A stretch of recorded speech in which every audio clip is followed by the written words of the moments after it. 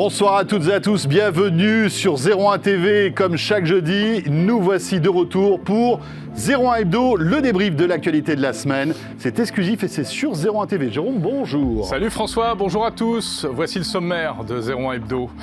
Tout d'abord, François, on va s'intéresser à une histoire rocambolesque comme la tech les adore. C'est Instagram qui s'intéresse, écoute, au sein des femmes et qui devient très pudibond. Eh bien, dites-moi. Tiens, entre Instagram et Facebook, il n'y a qu'un pas. Là, on va parler d'intelligence artificielle, un sujet ô combien sérieux, et on va parler de traduction automatique. Un VPN, François, tu sais, cet outil de sécurité que l'on trouve sur ordinateur, ils arrivent sur smartphone. Pourquoi faire? Comment ça marche? On verra ça avec Gilbert Kallenborn. Et puis, on parlera d'audio tout à l'heure en compagnie de Jean-Sébastien Zanqui qui sera là dans ce studio. Il nous présentera l'un des casques Hi-Fi les plus abordables du marché. Eh bien voilà, un sommaire bien sympathique. Merci d'être là, c'est parti. Bienvenue.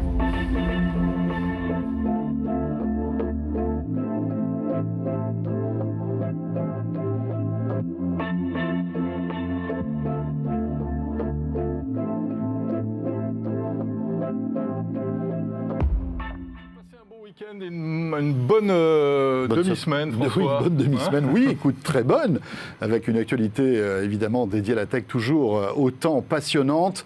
C'est ce qu'on vous propose, vous le savez maintenant, tous les jeudis, en multidiffusion sur la chaîne, sur les box, sur la chaîne 01 TV, sur les box SFR, Orange, Free et sur FranceSat, votre rendez-vous de la tech avec toute la rédaction, bien sûr, de 01net.com. La question 01 Hebdo Orange, comme chaque semaine. On commence par ça, question d'actualité que l'on vous pose sur Twitter. La semaine dernière, nous vous parlions de smartphones et de vos anciens smartphones. On parlait d'environnement et de recyclage des smartphones. Et on vous questionnait sur ce sujet, que faites-vous de vos anciens smartphones ? Vous les gardez à 48,8%, vous les revendez à 45,7%, ou alors vous les jetez, et là, évidemment, et c'est plutôt une bonne nouvelle, vous n'êtes que 5,5% à le faire, si c'est la vérité, bien sûr. Je ne sais pas si c'est une bonne nouvelle, parce qu'en fait, les jeter, ça veut dire les donner au recyclage, et il faudrait en donner plus à recycler. C'est ça. Ouais. Bon, cette semaine, la question 01 Hebdo Orange, elle va porter sur ces VPN dont on vous parlait dans le sommaire. On vous dira un peu plus en détail tout à l'heure de quoi il s'agit, mais déjà, on vous pose la question.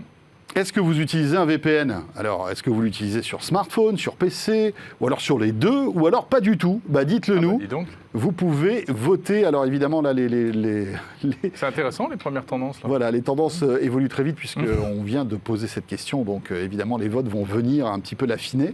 Mais n'hésitez pas, si vous voulez participer à notre question 01 Hebdo Orange, c'est sur le compte Twitter de 01 TV. Au passage, n'hésitez pas à nous suivre pour être au courant de toutes nos vidéos.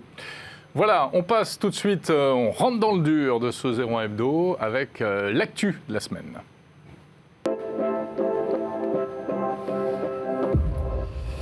L'actualité de la semaine, et on va commencer par nos amis les GAFA, vous le savez, ces géants de l'Internet qui, évidemment, ont révolutionné notre vie au quotidien depuis pas mal d'années, mais qui sont aussi dans le collimateur, souvent, des politiques et des pays, Jérôme. Exactement. Et cette semaine, aux États-Unis, ça chauffait un petit peu pour trois d'entre eux, en l'occurrence Google, Facebook et Twitter, dont les patrons, donc Sundar Pichai, Jack Dorsey et Mark Zuckerberg, étaient convoqués au Sénat pour s'expliquer. Alors, sais-tu pourquoi ils étaient convoqués au Sénat ? Oui, on le sait et on le voit et on le vit malheureusement de plus en plus souvent, c'est que ces réseaux sociaux sont des déversoirs de haine, Jérôme. Et c'est ça le problème. Exactement. Alors la question, elle est juridique en fait, parce que elle porte sur une loi qui date de 1996, qui s'appelle le Decency Act, et notamment la section 230 pour être précis, qui en fait avait un petit peu posé les bases juridiques pour les réseaux sociaux, en disant qu'au fond, ils n'étaient pas responsables de ce qui était publié, car ce ne sont que des intermédiaires. Sauf qu'aujourd'hui, face à la situation que tu viens de décrire, il y a beaucoup de responsables politiques qui se disent qu'il faudrait peut-être revoir un peu tout ça. Parce que le vrai problème, c'est que ces réseaux sociaux ne sont pas considérés comme un vrai média, avec la responsabilité qu'a un média. Un média, il y a un patron qui est là. Il y a une rédaction. Qui est responsable juridiquement de ce qui est dit sur ce média-là. Et c'est vrai que de plus en plus de voix s'élèvent pour dire Facebook, Twitter, Instagram, tous les autres devraient être considérés comme un média parce que finalement, ce qui est disponible sur ces plateformes, eh bien, c'est un peu de la responsabilité finalement du diffuseur. Exactement, d'autant plus qu'en fait, aujourd'hui, ils ne se contentent plus simplement de les mettre à disposition puisqu'ils interviennent dans la hiérarchie de l'information avec les algorithmes de recommandation, des etc. mises en avant, des choses comme ça. Alors, ils sont conscients quand même qu'il y a un problème puisqu'on sait, on en a souvent parlé, que depuis des années, ils ont mis en place des équipes de modération, 30 000 modérateurs chez Facebook pour essayer de traquer tous les posts qui peuvent poser des problèmes, etc. Mais malgré tout, il y a toujours ce déversement de haine. Et puis, en fait, les plateformes ne sont jamais réellement inquiétées juridiquement. Donc là, ça pourrait changer. Hein. Et ce qui est intéressant, c'est de voir que c'est aux États-Unis que ça bouge. Parce qu'à la limite, ce sera en France, ça ne nous surprendrait pas. On sait que depuis longtemps, on est très concentré sur ces questions. Mais aux États-Unis, eh bien, finalement, même démocrates et républicains sont presque d'accord. Il y a une vraie prise de conscience. Et c'est plutôt une bonne nouvelle parce que le gouvernement américain fera peut-être aussi bouger ces réseaux sociaux. Et exactement. Et on verra ce qui pourrait se passer avec, évidemment, le futur président et toute la future équipe gouvernementale. Voilà. Qui sera en place d'ici quelques mois. Après, on a dit ça, mais on n'a pas dit grand-chose. Comment, après, réguler ces réseaux sociaux ? Voilà, et ça, c'est une autre paire de manches. On aura l'occasion peut-être d'en faire un spécial 01 Hebdo, parce qu'il y a énormément de sujets à évoquer là-dessus. On reste dans les réseaux, avec cette fois-ci une histoire un petit peu plus légère, quoique parfois c'est léger, mais on se pose des questions, on se dit, mais comment ont-ils pu pondre un truc comme ça ? Tout a commencé sur Instagram, Jérôme. Exactement, sur Instagram, eh bien, comme sur Facebook, vous le savez, il y a des règles très strictes quant à la nudité. Donc il y a des choses qui sont interdites. Le porno est interdit sur Instagram. Le porno est tout à fait interdit sur Instagram. Alors qu'il ne l'est pas, par exemple, sur Twitter. Sur Twitter, vous avez à peu près tout et n'importe quoi de ce que vous voulez, finalement. Exactement. Mais là, on parle même pas de porno, on parle juste de photos de nus. En fait, pas le droit de montrer des fesses en gros plan, pas le droit de montrer des seins en gros plan. Et donc, tout cela est blacklisté. Sauf que regardez cette photo, là, de cette personne qui est là, qui est une mannequin, et il y en a eu plusieurs comme ça, de femmes assez fortes qui, du coup, posaient des photos d'elles qui sont plutôt belles, mais où elles tiennent leur poitrine dans leurs mains. Et Instagram a bloqué ces photos. Donc ça a fait un scandale. Et du coup, voilà qu'Instagram s'est pris la tête, a fait une réunion, une commission, une conférence de presse. Machin. Aujourd'hui, on va faire une réunion poitrine, les gars. C'est exactement ça. Est-ce que vous êtes prêts ? D'accord, il y a tout le monde. Et ils ont changé leurs règles concernant le filtrage des photos de poitrine féminine pour dire ce qui était autorisé, ce qui n'était pas. C'est incroyable cette histoire. C'est quand même incroyable. Donc il y a des choses qui étaient interdites. C'était le simple fait d'avoir les mains sur les seins parce que c'est considéré comme une pose presque de film porno. C'est le breast squeezing. Le breast squeezing, exactement, c'est le fait de s'écraser la poitrine. Donc nous on a un peu de mal à le faire. On n'est pas très bien. C'est clair. Ouais. Mais ils se sont aperçus que ça, ils ne pouvaient pas l'interdire de manière claire et nette. Donc il va y avoir des nuances. Si on a les mains comme ça, ce sera autorisé. Si on a les doigts comme ça, ce sera interdit, etc. Et ils se sont pris la tête pour définir des règles. C'est assez surréaliste, c'est amusant. Oui, c'est vrai. Bon, après, je ne sais pas trop si... Moi, je vois pas trop... Alors toi, tu n'es pas très concerné. Je ne suis pas trop concerné, en effet. Et puis, c'est vrai que Instagram, c'est un média qui se veut politiquement correct. Hein, et on voit qu'Instagram cultive tout ça. Hein. Il faut vraiment que tout brille et que tout soit beau. Ils ont tellement de problèmes avec les autres. C'est un peu l'île aux enfants, c'est ça, Instagram. C'est ça. Tout va bien. Exactement. Voilà pour Instagram. Allez, une autre news, cette fois-ci bien franco-française, qui est hyper importante, qui dessine peut-être le futur de notre économie. Vous le savez, c'est la couverture très haut débit de notre territoire. On est loin des 100% aujourd'hui de couverture très haut débit en France. Vous êtes beaucoup à nous le rappeler régulièrement par vos petits messages en nous disant j'ai pas de 3G, la 4G marche bien, je suis encore en ADSL. Pas de fibre, j'ai un mauvais ADSL, etc. Alors vous savez qu'il y a un vaste plan gouvernemental pour encourager les opérateurs à développer la fibre. Et récemment, Cédric O, le ministre du numérique, a dit que pas de problème, d'ici 2025, 100% de la France serait fibrée. Il a dit ça à l'université d'été du très haut débit, je crois que c'était au Sable d'Olonne. Donc on se dit yes, chouette, youpi, c'est super. En plus, il annonce la fin de l'ADSL pour 2030. Sauf qu'il y a déjà des réactions et il y a Stéphane Richard, le patron d'Orange, qui a dit oui, en réalité, ça risque d'être beaucoup plus compliqué que ça. Et il ne pense pas, Stéphane Richard, qu'on arrivera à 100% de fibre en France. Ah bon? Non. Ben oui, parce que c'est vrai que dans des zones denses, ça va très très vite. Dans les zones moyennement denses, ça va moins vite, mais on peut y arriver. Mais après, imaginez, vous avez une maison qui est à 10 km Bien d'un sûr. point... Un petit hameau. Voilà, un petit hameau, un truc, pour amener la fibre jusqu'à là-bas, ça coûte en fait une coûte très fortune. cher. Et il y aura toujours le modèle économique. Alors, même si l'État met beaucoup d'argent sur la table, Ouais. là, il rajoute encore, il y a une rallonge, je crois, de 240 millions d'euros Tout à fait. pour motiver les opérateurs. Voilà, mais en tout cas, l'idée, c'est que même si on peut imaginer que jamais la France aura 100% de couverture très haut débit, si elle peut en avoir déjà 95 ou 97, Ouais, ou alors, ça serait bien. Elle n'aura peut-être pas 100% de fibre, mais on peut Oui, espérer on du peut avoir des 99,9% très haut débit avec la 4G ou même la 5G. Voilà, 4G et 5G. C'est peut-être puisque- ça d'ailleurs que veut dire Stéphane Richard en filigrane derrière. Exactement, voilà. Bon, ça c'était notre petite actu très haut débit. Yes. Et on va enchaîner maintenant, Jérôme. On va accueillir notre premier invité et on va parler d'intelligence artificielle avec Facebook. Exactement, il y a des choses étonnantes, vous allez voir.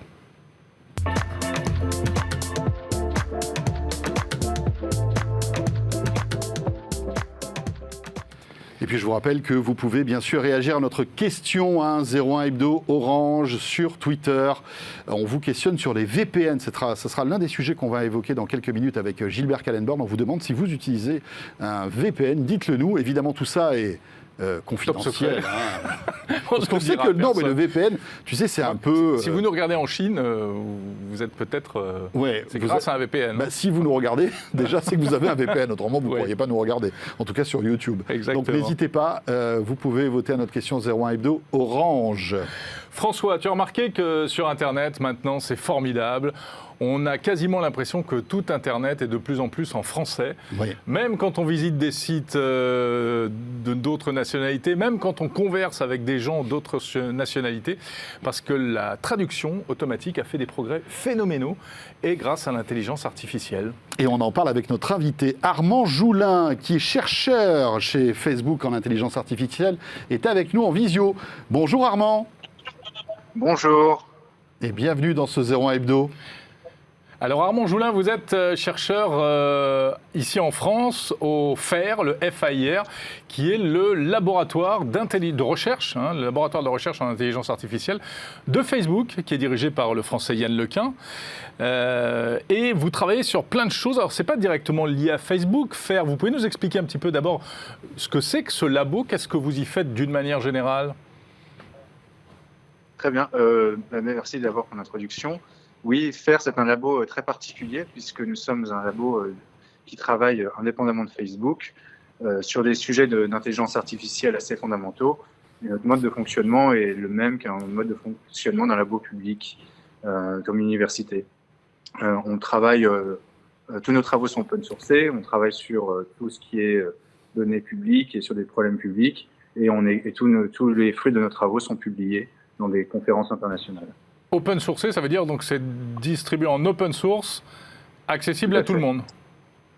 Tout à fait. Tout le code qui nous sert à faire de notre recherche est mis à la disposition de tout le monde afin d'être reproduite et aider les gens à l'améliorer et à les aider aussi dans leur recherche. D'accord. Alors là, vous venez d'annoncer chez FAIR que vous avez mis au point une intelligence artificielle capable de traduire 100 langues en 100 autres langues.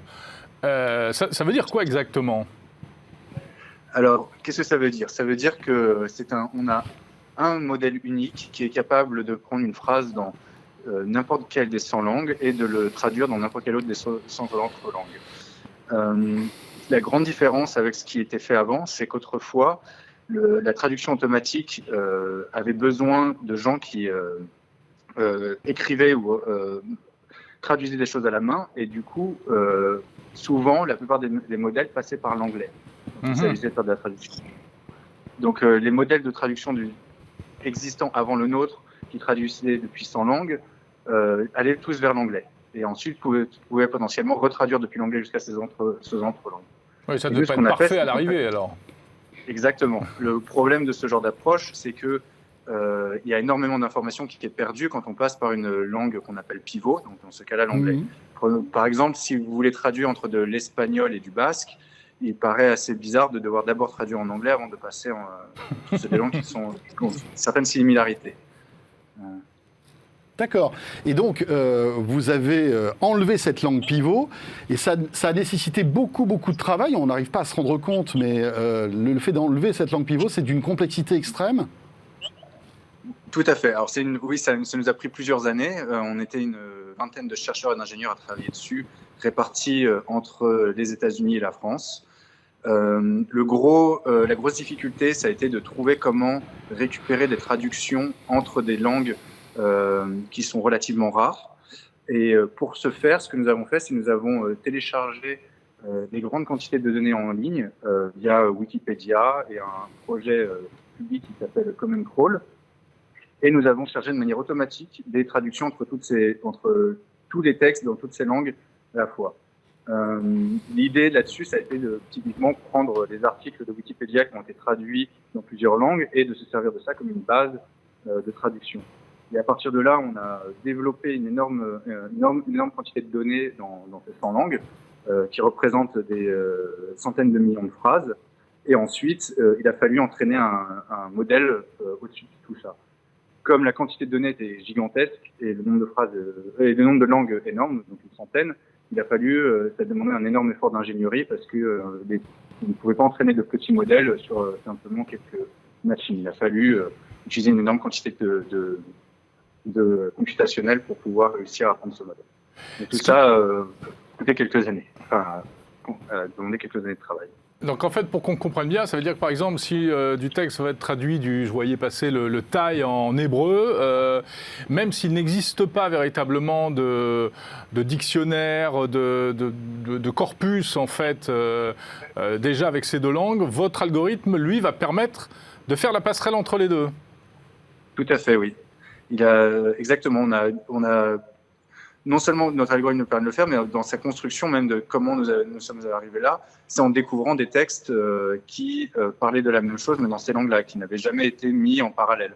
Et on a créé ces corpus, qui nous a permis après de créer un système automatique qui permet de traduire dans des langues où il n'y a quasiment aucun texte parallèle existant. Mmh.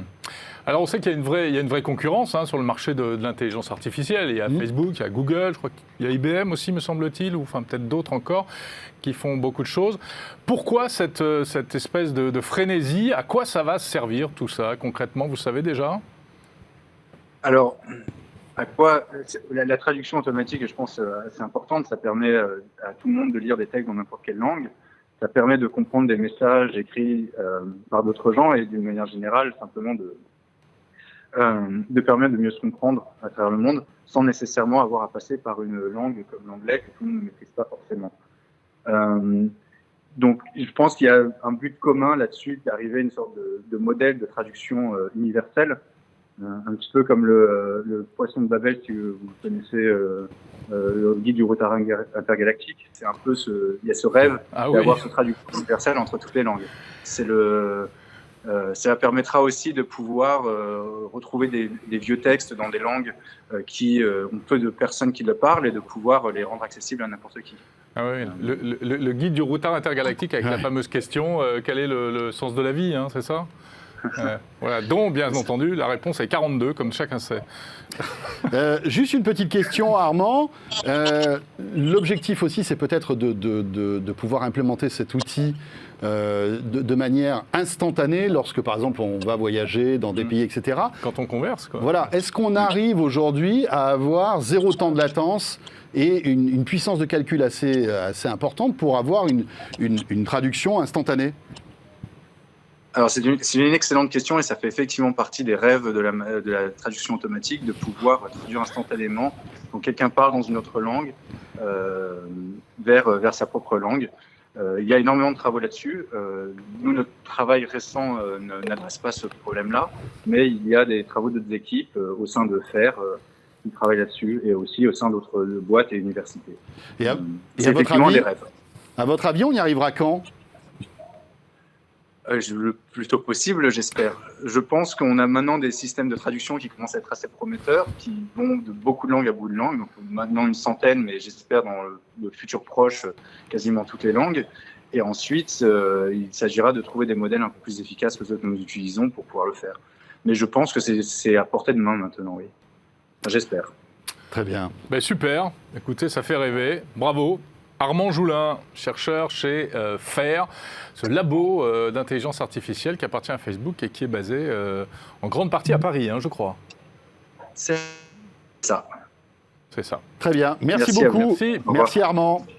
Eh bien voilà, encore une fois Cocorico. Au revoir, merci. Ben oui, exactement, des chercheurs français dans toute leur splendeur. L'innovation, c'est chouette. Bon, on va poursuivre ce 01 Hebdo. Tout à l'heure, on vous fera découvrir sans aucun doute l'un des meilleurs casques audio du moment. Mais auparavant, on va parler VPN, Jérôme. Oui, le VPN, c'est ma passion et c'est aussi celle de Gilbert Kallenborn. On parle de sécurité informatique, bien sûr.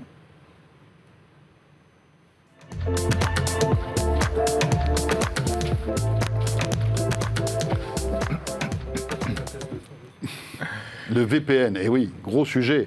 Ouais. Alors c'est vrai que les plus geeks d'entre vous connaissent les VPN pour des raisons parfois... De mauvaises raisons, tu veux de dire? mauvaises raisons, parfois un peu obscures. Ouais. Faut pas se voiler la face. Le VPN, ça sert aussi, par exemple, à masquer son adresse IP pour télécharger, on va dire, de manière illégale, très fastoche. Mais on va demander à Gilbert Kallenborn, qui n'est pas un spécialiste du téléchargement illégal, mais qui est un spécialiste De la sécurité d'une manière globale. Eh ouais. Bonjour Gilbert. Bonjour Gilbert. Journaliste à 01net.com, merci d'être là. Mais c'est vrai que, comme disait François, avant toute chose, c'est quoi un VPN? Oui. Parce qu'il faut rappeler un petit peu ce que c'est. D'accord, alors rappelons ce que c'est un VPN. Ouais. Un VPN, c'est une technologie qui permet de chiffrer des communications, donc d'un point à un autre. Donc ça veut dire que sur la communication web, vous allez l'encapsuler une sorte dans, de tuyau, en fait. dans un tunnel chiffré. Donc, Tunnel, voilà. ouais. Ça s'appelle la tunneling chiffré. D'accord. Ça veut Et dire donc, Virtual Private Network, c'est-à-dire Virtual Private Network. Alors, réseau les privé entreprises virtuel. l'utilisent déjà depuis longtemps. Bien sûr. Pour Pour, sécuriser leur réseau. Voilà, donc quand ils ont plusieurs sites, Bien sûr. ils mettent un VPN entre les différents sites, c'est comme si c'était le même site. Pour le grand public, c'est je me connecte en fait de mon terminal vers mon fournisseur VPN, et donc entre mon terminal et le fournisseur VPN, c'est totalement chiffré, donc complètement secure. Et donc, Ça, c'est le VPN. on le disait tout à l'heure, c'est vrai que c'est l'outil préféré des pirates, parce que en installant un VPN sur son ordinateur, on devient incognito sur le web. Alors, c'est pas totalement vrai. Ah, Oui, attention, ça, c'est, donc, oui, hein. ça c'est un mythe. C'est la promesse, mais c'est pas toujours Non, vrai. le VPN ne permet pas de rendre totalement anonyme sa navigation sur le web. Ça permet de le rendre un peu plus anonyme parce qu'on cache l'adresse IP, mais l'adresse IP, c'est qu'un seul élément en fait dans l'identité, on va dire, qu'on va laisser, les traces qu'on va laisser sur le web. Bien Donc sûr. penser que grâce à un VPN je serai anonyme sur le web, non, c'est pas totalement faux. C'est pas totalement vrai. Par contre, effectivement, le VPN est utilisé, on le sait, pour télécharger des contenus, parce que par exemple, pour échapper à la Hadopi, par exemple, les téléchargements peer-to-peer, ils vont regarder les adresses IP. Donc le VPN permet là, à ce moment-là, de cacher son adresse IP. En France, mais il y a dans des pays où il y a une grosse surveillance et une censure, comme Voilà, ça la permet- Chine, etc. Ça permet d'échapper à la surveillance, en effet. Échapper à la censure. Ouais. Voilà, ça permet aussi de sécuriser. C'est la fonction première, c'est quand même la sécurité. Oui. Donc, si je vais par exemple dans un hotspot, dans un réseau Wi-Fi public, on n'est pas très sûr du fournisseur d'accès. Est-ce que je peux faire confiance? Donc, avec un VPN, je sécurise quand même. je la suis connexion. tranquille, quoi. Donc, Ça, c'est l'aspect quand même très positif du Ah oui, Oui, absolument. et c'est peut-être pour ça que ça vaut peut-être le coup de l'installer sur smartphone, on va y revenir dans un instant. Mais ça a aussi un autre intérêt, le VPN. Ça permet aussi, dans certains cas, lorsque on voyage beaucoup, alors c'est vrai qu'en ce moment, c'est pas trop, Ouais, c'est plus trop à forcément l'ordre du plus jour. fastoche, mais à l'époque où on pouvait voyager avec des avions et tout, ça nous permettait par exemple d'accéder à du contenu qui était réservé localement via des droits à des continents ou à des Oui. pays. On casse Et le alors, géoblocage, en fait. Voilà, le géoblocage. Et ça, c'est un des arguments marketing majeurs des vendeurs de services VPN.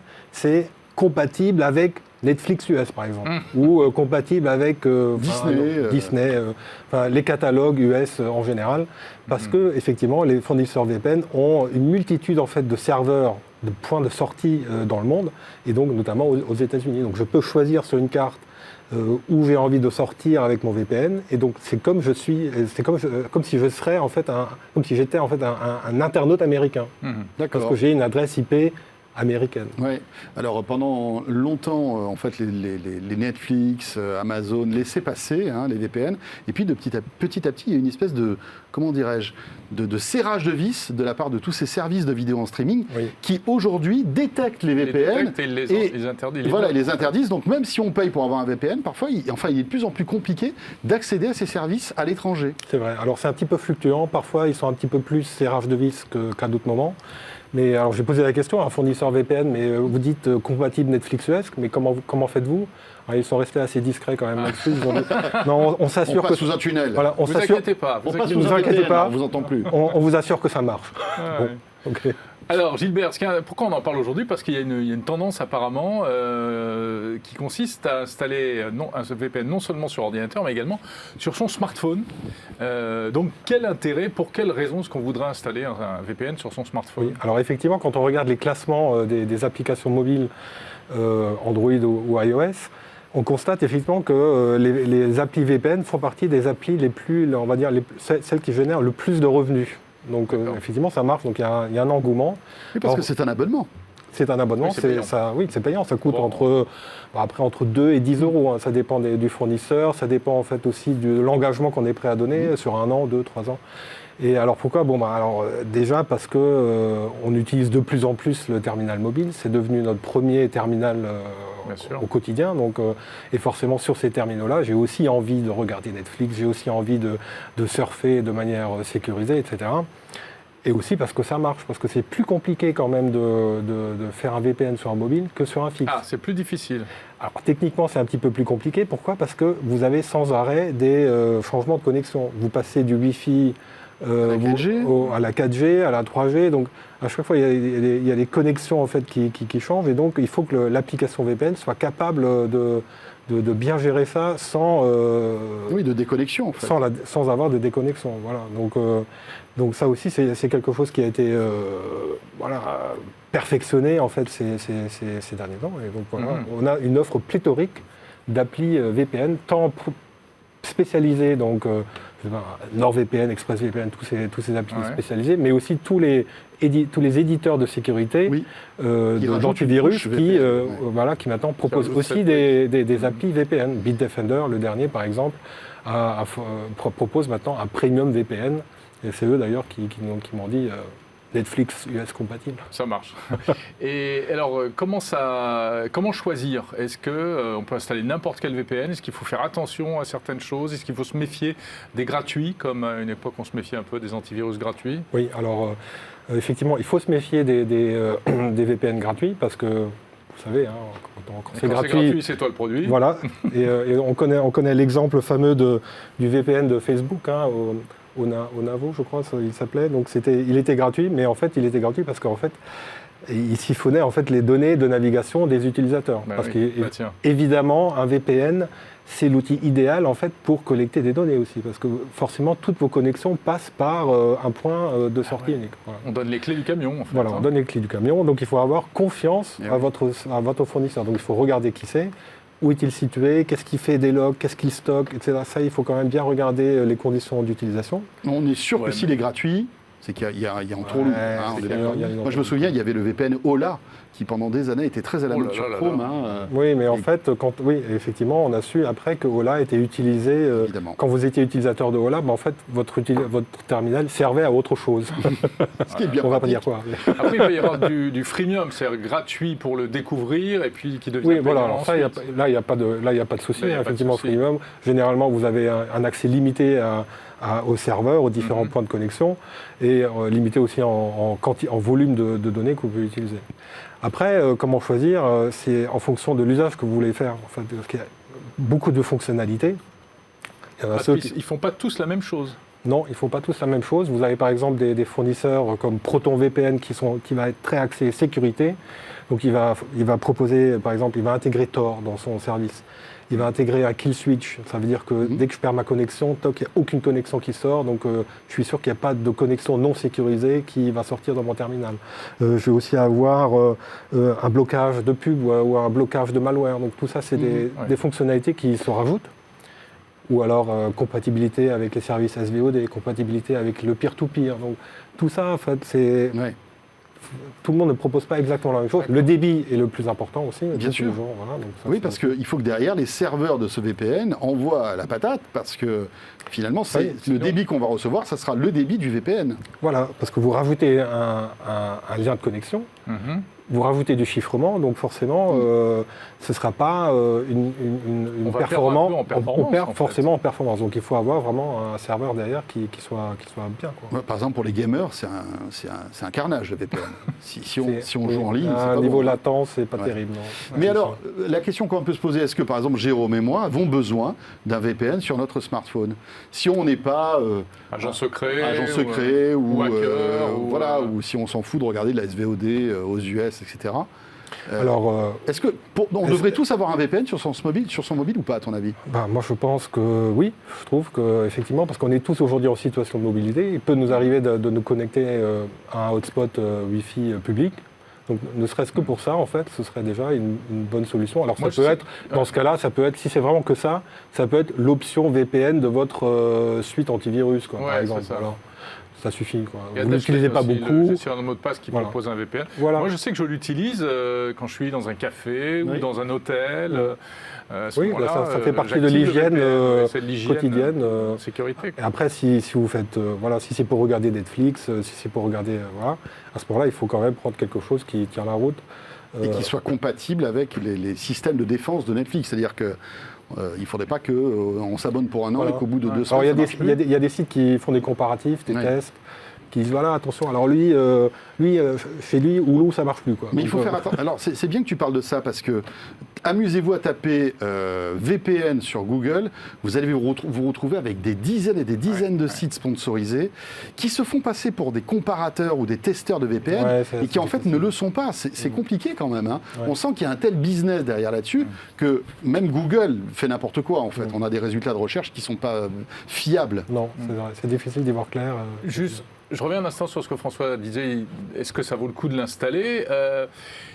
Petite parenthèse, quels sont les types de données qu'on peut se faire pirater quand on est sur un hotspot public? Je sais que tu as fait une vidéo qui est très intéressante d'ailleurs, qu'on peut retrouver sur 01 TV. Est-ce qu'on peut du coup me voler mes identifiants bancaires, mes choses comme ça, si par exemple je me connecte dans un café sans VPN. Alors si j'ai pas de VPN et que je suis sur un hotspot Wi-Fi public, de base, en fait, ce que le fournisseur d'accès peut récupérer, ce sont toutes mes requêtes DNS. Donc c'est toute ma navigation, en fait. Parce que les requêtes DNS, c'est pour... Donc quand je vais à 01net.com, le DNS permet de dire, voilà, c'est à tel serveur, adresse IP, voilà, tous les sites que je visite. Il va savoir où je suis allé, en fait. Voilà, ça, de base, ça c'est parce que le DNS n'est pas du tout chiffré. Enfin, en tout cas, maintenant, ça commence à l'être, mais par défaut, il ne l'est pas. Donc déjà, il saura qu'est-ce que vous avez fait. Après... Il saura ce qu'on a fait, mais il ne saura pas ce qu'on a dit. On est d'accord. Si je me connecte sur Facebook, est-ce qu'il va pouvoir lire ce que j'ai écrit sur Facebook? Ou sur mon site bancaire et que je tape mes identifiants? Alors, a priori non, parce que votre site bancaire, Facebook, utilise des connexions HTTPS qui sont chiffrées. Donc là, normalement, à moins que vous soyez face à un pirate sophistiqué, il n'est pas possible en fait de lire les données. D'accord. Et alors, scénario, je suis dans un aéroport, je me connecte au Wi-Fi gratuit de l'aéroport, je suis en train de surfer, il y a quelqu'un de malveillant qui, avec son ordinateur, scanne un petit peu toutes les personnes qui sont là-dessus. Il peut siphonner mes données ou pas? Est-ce qu'on peut... Alors, il peut pas se connecter directement sur votre terminal, mais il peut, par exemple, faire du détournement d'adresse, en fait. Donc, c'est par exemple, vous vous connectez sur un site et en fait, il vous balance un autre site. Ça, c'est possible, par exemple. Donc, effectivement, à ce moment-là, il peut intercepter les données. D'où l'intérêt d'avoir un VPN dans ce type Absolument, oui, ça évite. Encore une question, combien ça coûte alors l'usage d'un VPN? Alors donc les prix c'est assez variable, donc c'est entre 2 à 10 euros en fonction en fait de... Par mois. C'est un abonnement, c'est un service. C'est un abonnement, ça dépend après de l'engagement qu'on est prêt à mettre. D'accord, très bien. Voilà, il y a des dossiers qui vous attendent sur 01net.com pour choisir son VPN justement. Absolument. Pour se retrouver dans cette jungle, parce qu'il y a des dizaines et des dizaines de services. Preuve que c'est vraiment... il y a une demande. Il y a une demande. Il y a tellement d'offres, c'est qu'il y a une demande. Tiens, d'ailleurs, c'est la question qu'on vous pose cette semaine sur Twitter, #01hebdo, #orange. Utilisez-vous un VPN sur ordinateur ou sur smartphone? Qu'est-ce que ça donne? Eh bien, c'est quand même une majorité de non, vous le voyez, messieurs. Voilà. Et puis, 15% qui utilisent à la fois sur PC et sur smartphone.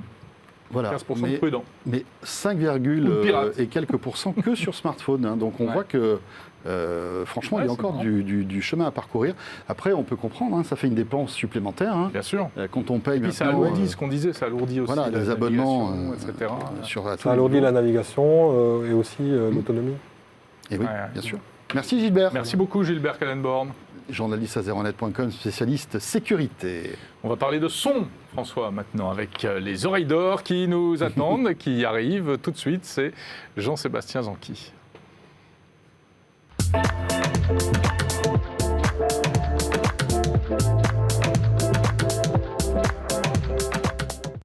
Le mur du son de Jean-Sébastien Zanqui, ça va JS? Ça va et vous? Jean-Sébastien Zanqui, journaliste, vous le savez, à zeronet.com, spécialiste de l'audio. Et alors, Jean-Sébastien, tu voulais nous parler d'un casque que tu as repéré pour nous. Tout à fait. Il est énorme ce casque. Il est énorme, mais tu vas comprendre pourquoi. Tu vas comprendre pourquoi. Tu vas nous expliquer. Alors, c'est un Philips. C'est un Philips, et tout à fait. Pourquoi avoir choisi ce casque-là? Alors ce casque-là, oui, il y en a beaucoup. On parle souvent, et moi le premier, quand je viens vous voir, de casques à réduction de bruit, de trous wireless, etc. Et bien là, c'est pas du tout ce genre de casque. C'est un casque qui est fait pour être utilisé à la maison, avec un bon vieux fil de 3 mètres pour pouvoir brancher à votre ampli si vous voulez. Et avec du jack? Avec du jack. Alors il y a du jack 2,5 mm, 3,5 mm, 6,3 mm. Donc vous pouvez le brancher sur un DAC, sur un smartphone, sur votre ordinateur, il n'y a aucun souci. Il y a les adaptateurs qui sont livrés avec. Et en fait, ce casque, c'est un casque de la gamme Fidelio de Philips. Ceux qui connaissent un petit peu le son se souviennent que c'était une gamme, il y a quelques années, qui était vraiment excellente chez Philips. Une gamme qui lorgne vers l'hi-fi sans forcément l'être complètement, mais c'est quand même des casques de qualité supérieure. Ce casque, c'est un casque qui est un casque ouvert, c'est-à-dire que quand vous allez le mettre sur les oreilles, vous allez entendre absolument tout ce qui se passe autour de vous. Ok, pas de réduction de bruit. Pas de réduction de bruit, rien du tout, pas un casque du tout fermé. Du coup, les gens autour de vous aussi vont entendre la musique, hein, soyez prévenus. Voilà. Ouais. Mais c'est un casque qui est fait pour écouter de la musique dans des très bonnes conditions. Fidelio, en fait, c'est marrant l'histoire parce que Philips, la partie audio de Philips avait été rachetée par Gibson. Gibson fabriquait les casques Philips à une époque. Et puis Gibson a coulé. Ils ont arrêté toute la partie audio, ils continuent les guitares et tout ça, mais ils ont arrêté toute la partie audio. Et du coup, la marque Philips pour l'audio n'existait plus. Qui l'a repris? C'est TP Vision, qui fait les télévisions Philips depuis maintenant des années. Ils ont repris le labo de recherche à Louvain, qui est en Belgique également. Donc tous les ingénieurs sont restés, ils se sont dit, on va relancer cette gamme Fidelio, qui est une gamme mythique de l'audio et du marché de l'audio. Exactement. Donc ce Fidelio X3... C'est un peu la Wissings, hein, oui, c'est un peu de ça. C'est compliqué les marques Philips, parce que quand Philips a décidé d'arrêter beaucoup de marchés, ils ont licencié les marques à plein de sociétés annexes. C'est ce que tu disais, par exemple, quand on achète une télé Philips, elle est, on va dire, supervisée par des ingénieurs Philips, mais elle n'est pas fabriquée par Philips. Elle est fabriquée par TP Vision, voilà, tout à fait, comme effectivement ce casque-là. Mais c'est vrai qu'il y a les ingénieurs de Philips qui avaient suivi en général. Voilà, donc, le savoir-faire est toujours là. C'est ça. Et effectivement, c'est ce dont on se rend compte avec ce casque-là au niveau savoir-faire, parce que... Donc il n'est pas très bon, c'est ça? Ah ben non, au contraire. Au contraire, c'est un super casque. Non, vraiment, c'est un super casque. Donc le Fidelio X3, effectivement c'est un gros casque, hein, vous voyez, mais déjà finition impeccable avec du cuir écossais de Muirhead, voilà. C'est du tissu Gvadrat, c'est une marque danoise qui habille tous les meubles de design scandinaves, etc. C'est hyper confortable.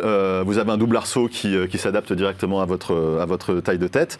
Et donc voilà. Après, effectivement, vous allez complètement oublier le Bluetooth ou quoi que ce soit. C'est-à-dire que là, il va falloir se brancher directement soit à votre ordinateur et privilégier forcément aussi des fichiers, si possible, non compressés, etc. Là, on tutoie l'excellence. On n'en est pas loin. On n'est pas sur du casque, on va dire, focal, qui peut coûter 1 000 €, voire 2 500 €. Celui-ci, il coûte 400 € quand même, c'est une belle dépense. Mais on s'approche de ce genre de performance. C'est-à-dire que, effectivement, quand vous allez avoir sur votre ordinateur, alors les conditions idéales, ça serait d'avoir un abonnement à un service de streaming non compressé du type Qobuz, Tidal, Amazon maintenant. L'idéal, ça serait d'écouter ça depuis son ordinateur via un logiciel qui s'appelle Audirvana, qui est un logiciel français qui traite le son comme il faut. Une fois que tout ça est combiné, moi j'ai fait les tests comme ça, c'est vraiment très chouette. Mais est-ce que ça vaut le coup de brancher ça sur un ordi. Est-ce que l'électronique d'un ordinateur, alors, oui, tout à fait. PC portable, est assez. C'est une bonne question, oui, tout à fait, parce qu'effectivement, comme c'est un casque filaire, toute la partie audio va être traitée par l'ordinateur. Ça ne sera pas traité comme un casque Bluetooth, par le casque directement. Donc, plus on a effectivement un ordinateur, on va dire, un peu haut de gamme, avec un bon traitement audio à l'intérieur, mieux ça sonnera, effectivement. C'est aussi l'avantage de ce logiciel de Nirvana dont je vous parlais, qui est un logiciel qui justement va un petit peu pimper ces fichiers, faire en sorte qu'ils ne soient pas perturbés par des processus électroniques de l'ordinateur en dehors, etc. Quand on l'écoute comme ça, vraiment, c'est clair que c'est très très chouette. Quand il est branché aussi sur un DAC, il y a des haut-parleurs de 50 mm, donc c'est des choses, 5 cm, c'est quand même assez impressionnant. Comme c'est un casque ouvert, presque, il y a certaines enceintes, ils ont ce genre de haut-parleurs. Comme c'est un casque ouvert, il n'a pas à gérer la pression acoustique à l'intérieur des oreillettes. Donc ça respire, on a une scène sonore qui est vraiment très ample. Il y a des aimants qui sont en néodyme, qui est une matière vraiment très réactive, on va dire, de manière électromagnétique. Donc tu peux le mettre quand même pour voir la tête que ça voilà, fait. Ça fait clairement... Voilà, c'est imposant. Mais c'est pas fait pour être emporté. C'est ce qu'on a connu pendant des années. C'est fait pour être écouté à la maison. Donc clairement, c'est pas... Et c'est très confortable. Au fur et à mesure il a l'air en tout cas. On peut le porter pendant des heures, il n'y a aucun souci. Donc c'est... voilà, on sent que c'est un casque qui tutoie quand même vraiment bien la hi-fi. C'est fait pour quel type de musique, ça? Musique classique, jazz, pop, franchement, j'ai tout écouté. Ça passe sur beaucoup de choses. Enfin, ça marche très bien. On va avoir des aigus, une dynamique qui permet une précision. De la musique abstraite taïwanaise. Ça fonctionne sans problème. Sans problème. Mais vraiment, il y a une dynamique qui est assez incroyable. Sur le classique, par exemple, où on peut alterner entre des solos piano, un concerto pour piano, il va y avoir le genre de piano seul, et puis d'un coup l'orchestre qui explose. Là-dessus, on s'en rend compte complètement, sans aucun problème. Donc voilà, c'est très très bon. Des vinyles. Et alors, j'ai pas testé avec les vinyles parce que les vinyles, il y a un peu le mythe du super son du vinyle qui est un peu un mythe. Super ampli derrière. Voilà. Mais ce qui est intéressant aussi, c'est que ça a beau être un casque qui lorgne vers la hi-fi, malgré tout, branché sur un smartphone avec Apple Music ou Spotify en jack, ça passe super bien. Et souvent dans ces casques-là, c'est des casques qui font pas de cadeau, quoi. Si on n'a pas des bonnes sources, on va brancher du MP3, du AC, ça va être horrible. Ça va être une espèce de bouillie sonore. Voilà. En fait, il est assez souple justement pour être utilisé avec aussi son smartphone. Alors le seul problème, c'est que si on l'a sur son smartphone, le câble il fait 3 mètres. Je trouve que c'est un peu long. Même si on est chez soi, qu'on fait de la cuisine ou du ménage en même temps, franchement, il faut se le trimballer, le câble, et voilà. Ça, c'est un petit peu le revers de la médaille. Pendu à ton casque. Mais voilà, il y a une souplesse sur ce casque-là qui est assez intéressante, et même si vous n'avez pas forcément le matériel, et vous vous dites j'ai pas de DAC, j'ai pas le logiciel qu'il faut, j'ai pas, etc., et que vous voulez quand même essayer de voir ce que ça peut donner du très bon son, c'est une bonne solution. Ça coûte effectivement quand même 400 €. C'est une belle somme, mais contrairement à d'autres casques dont on citait quelques marques auparavant. Un bon cadeau de Noël. Exactement. C'est si vous aimez quelqu'un autour de vous aime la bonne musique et aimerait passer un peu à la vitesse supérieure, ça peut être effectivement une bonne idée. Le Fidelio X3 exactement. de Philips qui vient de sortir. Tout à fait. Voilà, 400 €. 400 €. Exactement. Après, quand on aime le son. Oui. Comme on va repartir en reconfinement, là c'est parfait pour la maison. T'es à la maison, tranquille, t'as envie un peu de t'évader, tu mets ton casque. C'est ce que je faisais en télétravail chez moi, j'avais mon casque sur les oreilles à fond, super son, je me régalais. C'est comme ça qu'il faut faire. Merci beaucoup Jean-Sébastien. Merci beaucoup Jean-Sébastien Zanqui. Jean-Sébastien Zanqui, donc zeronet.com. François, un petit tour du côté de la question 01 Hebdo Orange. Écoute, c'est demandé tellement gentiment, Jérôme, s'il te plaît, on va François. jeter un œil là-dessus quand même. Et on parle de VPN dans notre question 01 Hebdo Orange de cette semaine. Utilisez-vous un VPN? Jean-Sébastien Zanqui, est-ce que tu utilises un VPN chez toi? Absolument pas. Je ne suis pas les conseils de mes collègues. Pas prudent. Je sais. Donc vous avez vu, non, immense majorité. Plus de 66% de non. C'est quand même un signe. Ce 01 Hebdo est terminé. Merci de nous avoir suivis. Bien sûr, comme tous les jeudis, vous le savez, on est là le jeudi soir. Émission qui est diffusée sur la chaîne YouTube de 01 TV, sur 01tv.com et sur les box, bien sûr. Je disais tout à l'heure, un Freebox, Box SFR, Orange et FranceSat. Et oui, voilà. Alors j'espère qu'on pourra se retrouver la semaine prochaine dans les mêmes conditions. On va essayer, on va tout faire pour. Confinement oblige, on va voir un peu comment ça se passe. En tout cas, merci de nous être fidèles et surtout profitez bien de toutes les vidéos que vous pouvez trouver sur 01 Hebdo. Voilà, puis dernière sur petite 01 chose. TV, pardon. Et puis voilà, dernière petite chose, n'hésitez pas aussi à voter pour les 01net Awards, on en parlait la semaine dernière. Les votes battent leur plein, vous allez sur 01net.com, vous trouvez l'article, bien sûr. Il y a des bons cadeaux de la FNAC à gagner, donc ça vaut vraiment le coup. Et puis comme ça, vous nous aiderez à créer les meilleurs produits high-tech de cette fin d'année, c'est sur 01net.com. Voilà, portez-vous bien, à très vite, salut à tous. À bientôt.